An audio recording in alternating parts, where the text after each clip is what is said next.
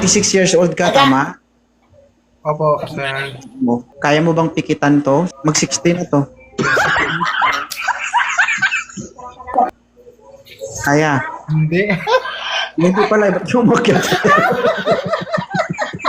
Hindi mo pala kaya eh.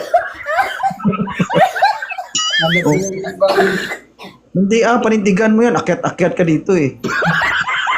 Akyat ka, tignan mo. Kung sa bagay, sir, hindi mo naman makikita yan kasi pag nasa gitna ng kasarapan, nakapikit ka naman.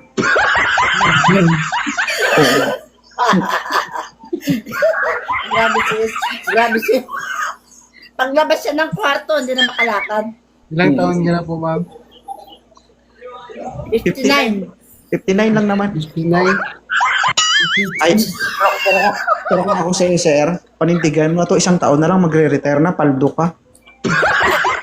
Paldo ka, maging pensyonada ka. Kaedad mo lang yung anak ko, bunso, ay na.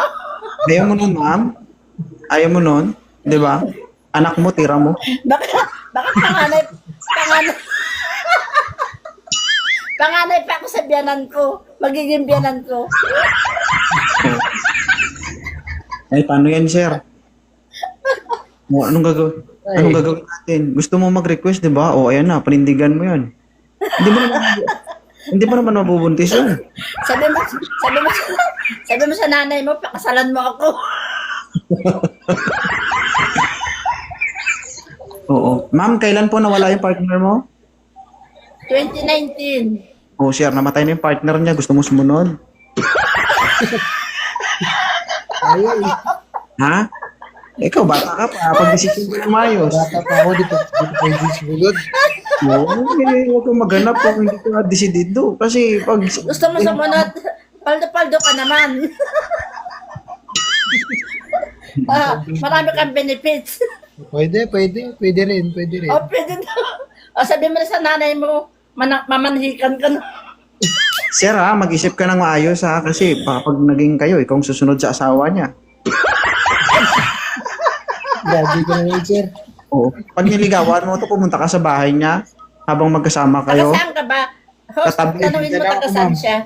Sir, Ay, nasa Diyos ko, Lord, ang layo-layo mo. Sasabihin ako kay Sir, tignan natin kung desidido. Sir, pag naging kayo, tapos pinuntahan mo to sa bahay niya, magkatabi kayo, katabi mo rin yung kabaong mo. Grabe naman kasi, sir. Hindi pa nga kami nagsama eh. Ang ganda ka ng kwarto namin, may aircon na kaagad, di ba? Oo, di ba? Sir, namatay po siya rin sa akin niya sa lamig. Mansion pa yung bahay ko, tingnan mo, paldo-paldo ka talaga.